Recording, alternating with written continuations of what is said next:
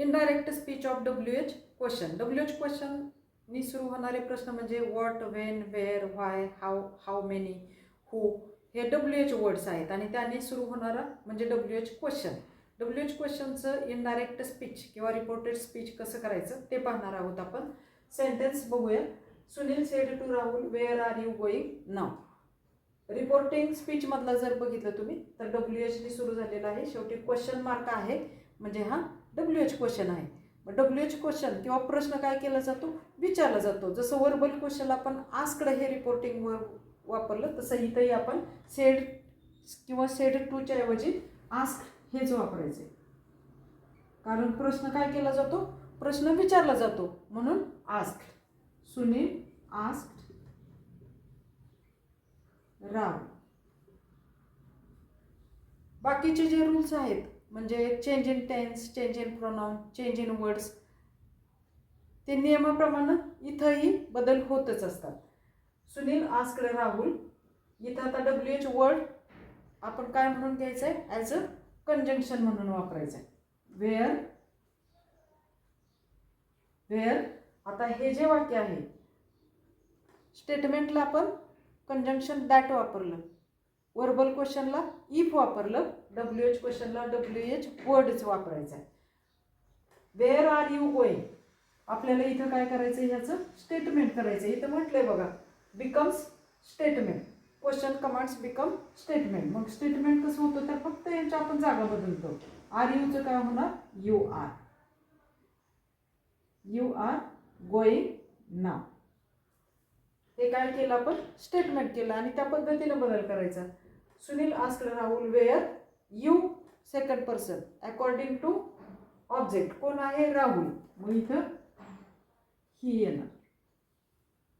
कुणासाठी वापरलाय हा, तर बॉयसाठी वापरलाय म्हणून ही. एम इज आरचं काय होतं, वॉज वेअर किंवा simple present becomes simple past. He was going. नावचं काय होणार, नाव हा काय आहे तर टाइमशी रिलेटेड वर्ड आहे. मग टाइम प्लेसशी रिलेटेड वर्ड्स असतील तर त्यामध्ये बदल होतो म्हणून नावचं काय झालं इथं, देन झालंय according to our chart. She said what time does the train arrive. या वाक्याचं निरीक्षण करा. She said, she asked, she asked. आता इथे या वाक्यात प्रोनाउन नाही. व्हॉट टाइम हा काय आहे, प्रश्नार्थक शब्द आहे. What time, how long, how फार हे प्रश्नार्थक शब्द आपण जसेच्या तसे घ्यायचे, त्यात बदल करायचा नाही. She asked what time. इथंपर्यंत वाक्य समजलं. पुढे बघा, व्हॉट टाइम हे काय आहे तर कंजंक्शन म्हणून वापरले इथं आपण. Does the train arrive. मग डू डज जर असेल तर तो सिंपल प्रेझेंट आहे. मग जेव्हा प्रेझेंट सिंपल टेन्स असतो आणि त्यात डू डज असतं तेव्हा आपण काय बदल करायचा असतो सांगितले तुम्हाला. डू डज असेल तर ते जेव्हा आपण इनडायरेक्ट करतो तेव्हा त्यात काय वापरायचे, V2 वापरायचे. हे लक्षात ठेवायचं. ओके. मग वाक्य आपलं कसं होईल, डज द ट्रेन अराइव.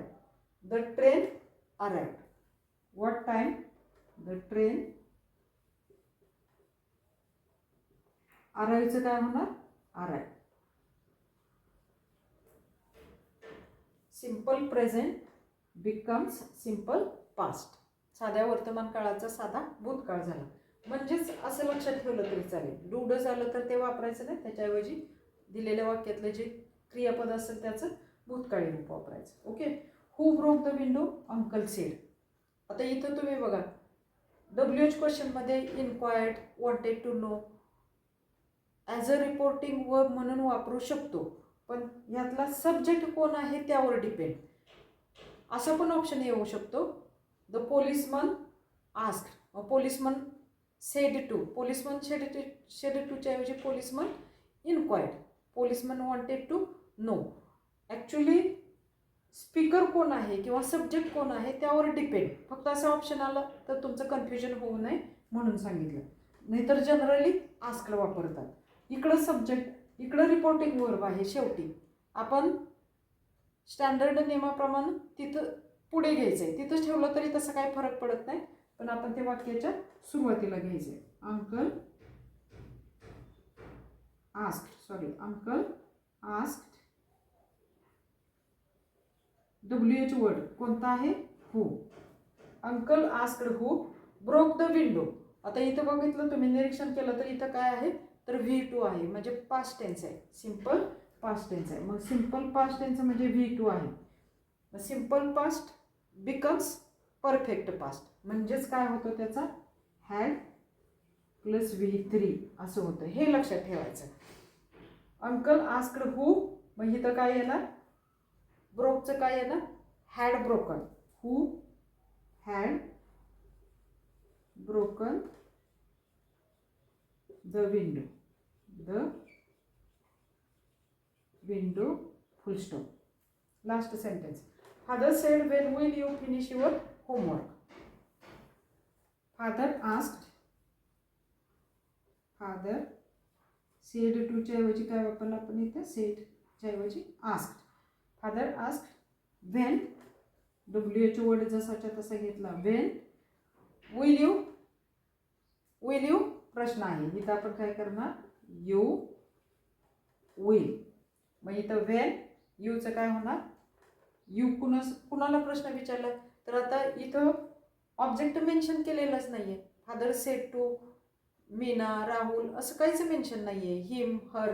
मग तेव्हा आपण काय घ्यायचं इथं आय ही किंवा सी अकॉर्डिंग म्हणजे जसं वाक्य असेल ना त्या पद्धतीने आपण समजून घ्यायचं आणि तिथं सब्जेक्ट वापरायचा. फादरनी विचारलंय म्हणजे ऑफकोर्स मलाच विचारलेलं असणार फर्स्ट पर्सनला, म्हणून वेन आय घेतला आपण कुणासाठी इथं यूसाठी. विलचं काय होणार वूड.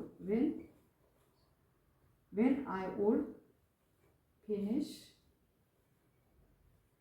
आता इथे युवर आले परत सेकंड पर्सन आलं. Second person according to object आपण इथं कोण घेतला तर आय घेतला. मग आय वूड फिनिश. आईचं काय होणार इथं माय.